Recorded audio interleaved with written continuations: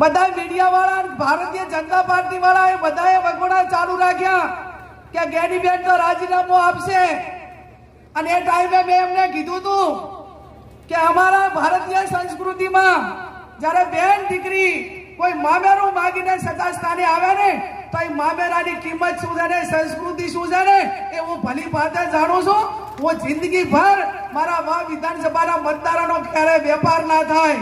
હું કોંગ્રેસનો ઝંડો લઈને તિરંગો લઈને મારી અંતિમ વિધિ થાય ત્યાં સુધી હું કોંગ્રેસની અંદર રહેવાની છું. તમારે એમાં કોઈ ચિંતા કરવાની જરૂર નથી. ત્યારે પ્રજાને ભરોસો બેહવો જોઈએ. એનું વોટ આપ્યું છે એનો વેપાર ના થાય, એને નેચું ના જોવું પડે.